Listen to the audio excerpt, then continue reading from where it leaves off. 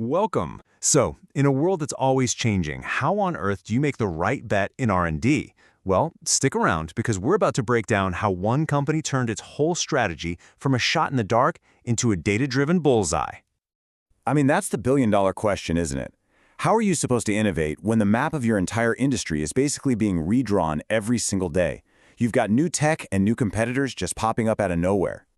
And all that chaos, it creates something we can call the innovation fog. It's this thick haze of uncertainty where every path forward kind of looks the same, and the risk of getting completely lost is huge, even for the biggest, most successful companies out there.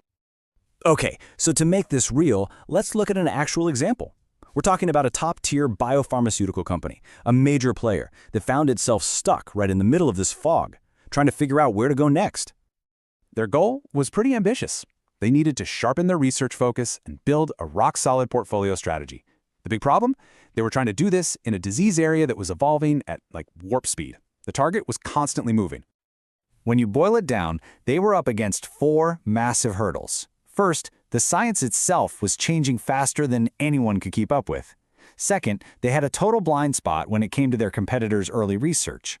Third, their own data was scattered all over the place, making it almost impossible to set priorities. And finally, they were basically flying blind on what patients and doctors really needed. And all of this pointed to one giant risk. Without some kind of clear framework, they were pretty much guaranteed to fall out of alignment. They were going to miss huge opportunities and get outmaneuvered by competitors who were just a little bit quicker. The stakes were incredibly high. So, how'd they get out of the fog? Well, it wasn't by guessing. They used a really smart 5-step game plan that was designed specifically to cut through all that noise and forge a clear path forward. All right, here's the roadmap they followed. You see how it starts with mapping out the terrain, then checking out the competition, understanding the science, finding the gaps, and then, and only then, making a strategic plan. It's a really logical flow from just a ton of data to sharp, actionable insights.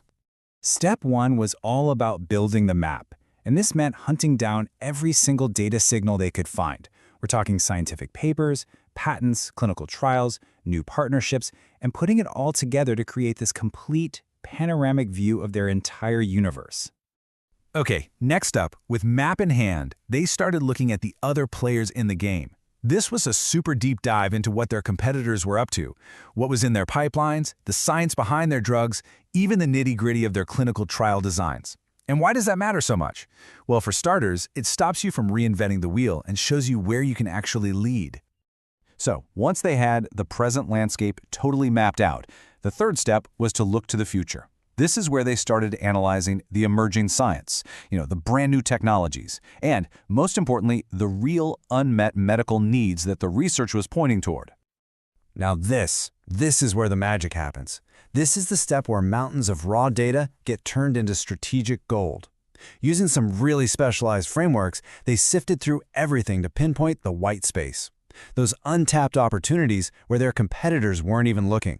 It was amazing. It revealed not just high-priority targets, but also risks that were hiding just over the horizon. And finally, all of this incredible analysis leads to the final, crucial step, a concrete plan.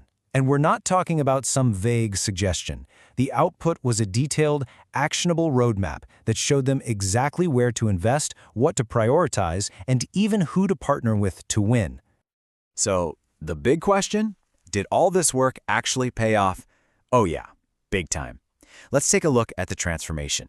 It was a total shift from a company just stumbling around in a fog of uncertainty to one moving forward with real, strategic confidence. I mean, the change was like night and day. They went from uncertainty to absolute confidence, from having fragmented data everywhere to a single unified framework. They went from being reactive to the market to proactively shaping their own future. And look, these weren't just fuzzy feelings. These were real, tangible results. They completely reprioritized their entire research strategy around high-value targets. They seriously strengthened their competitive edge. They moved funding into areas backed by solid science, found new partners to speed things up, and maybe most importantly, they fundamentally changed how they made decisions as a company. What this whole case study really shows is that a unified, evidence-driven framework, it isn't just a nice-to-have anymore. In today's world, it's basically a secret weapon for any R&D strategy. There's a line from the analysis that just nails it. The ultimate goal was to empower the company's leaders to make confident, forward-looking decisions, and not just for the sake of science, but to optimize both scientific impact and commercial potential. That right there, that's the sweet spot. So if you take just one thing away from all this, let it be this. A rigorous, data-driven approach completely transforms R&D. It stops being a series of educated guesses where you just hope for the best.